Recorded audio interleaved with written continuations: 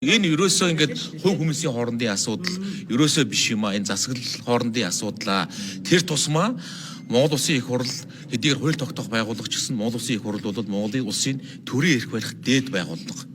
Төрийн эрх барих дээд байгууллагыг бусад засаглалын салаа мөчр төрийн эрх барих дээд байгууллагаас томилогддог албан тушаалтнууд үл тоожгоог жишг болгоод явах юм уу?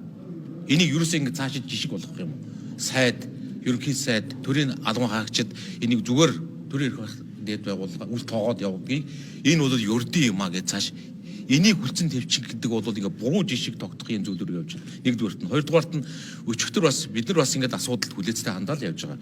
Гэтэл улсын хурлын даргын энэ дээрээс хэлж байгаа үг бол их тийм зохисгүй үг хэлж байна. Гэхдээ яах удаа ингээд энэ байтугай юм болдог үстэй юун эмзэгийн гих зэрэг буюу улсын их хурлыг төрийн эрх барих дээд байгууллагыг тэндээс томилогддог аливаа албан тушаалт нь юу гэж хэлэх. Энэ бол нэг хоёр гишүүний хоорондын асуудал юм шиг.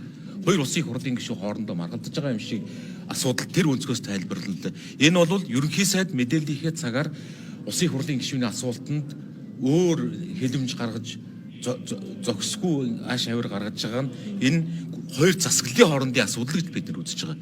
Тэрээс хоёр гишүүн хоорондоо маргалдсан асуудал юм шиг хандж байгаа нь бол улсын хурлын дарга асар бас энэ байгууллагыг энэ парламентын арчлалыг батжуул бэхжүүлэхийн төлөө ажиллах ёстойг нь асар хариуцлагагүй юм байр суурь, асар хариуцлагагүй мэдэгдэл, асар хариуцлагагүй жишг тогтоож байна гэж үзэж байна. Улсын хурлын одоо холбогдох одоо хүчин төгөлдөр мөрдөж байгаа холбогдох хуулиар ч гэсэн ерөнхий сайд одоо улсын хурлын гишүүн байгаа. Тэгээд бусдыг бол үг хэлээр улсын хурлын чуулганы уралдаанд доромжилж болохгүй гэсэн тодорхой заалт байлаа шүү дээ. Тэр тусмаа ерөнхий сайдыг 5 дахь өдрийн сар бүрийн сүүлийн 7 хоногийн 5 дахь өдрийн 14 цагаас ерөнхий сайд улсын хурлд мэдээлэл хийдэг. Энэ тэр хүн улсын хурлын гишүүнийхээ хувьд биш ерөнхий сайд улсын хурл дээр гүйцэтгэх засаглалын тэргүүнийхээ хувьд л мэдээлэл гэсэн.